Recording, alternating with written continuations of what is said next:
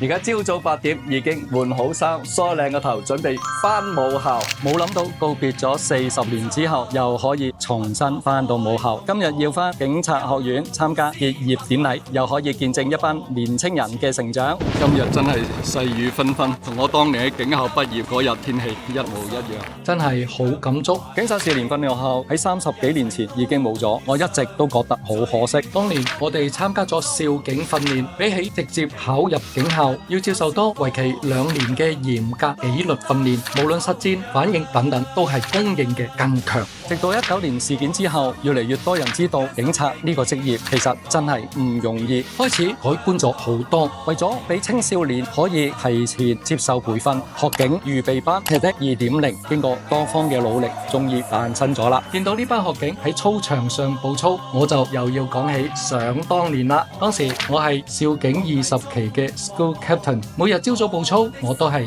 企喺所有學員前面叫口令。畢業會操當日，我仲攞咗最佳全能學員獎，而家我個名仲掛喺警察博物館呢個大獎牌榜上面。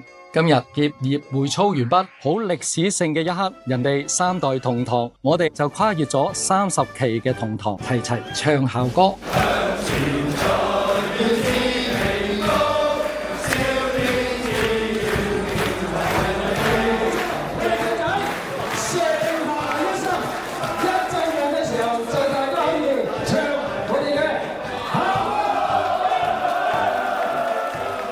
今日真係好榮幸可以同我哋一哥合照。我介紹一下，今日咧就撞到我哋少警校友會嘅主席阿陳 Sir。咁我就想問阿陳 Sir 咧，點解會成立一個咁嘅訓練班嘅？其實2.0咧，今年已經係第2屆㗎啦。但係警隊咧就為咗一班立志做警察嘅青少年啦，開一個另外一個門檻，亦都想咧將我哋少警精神呢個模式咧加入呢個課程裏邊。畢業之後咧，就經過遴選，咁遴選後咧就會直接銜接到警察學院嘅基礎班嘅。咁呢一個預備班對我哋嘅社會同埋對我哋嘅警察部嚟講有啲咩幫助？俾到呢班青年有一個有規律、有正規同埋有責任感啦，肯守紀律嘅一個成長道路嚟嘅，更加可以建立到團隊精神啦。最主要嘅就係有一個正面嘅價值觀。對警隊嚟講咧，最主要咧就係警隊同呢班青少年咧加深咗認識同埋信任，等佢哋更加早認識我哋嘅警隊嘅成個運作。係啦，冇錯。有冇啲乜嘢鼓勵嘅説話可以俾我哋啲年青新一代啊？2句嘅啫 ，Enjoy your job, enjoy your life， 享受你嘅工作，享受你嘅人生。今日嚟參加呢一個結業典禮，真係感觸良多，收穫滿滿啊！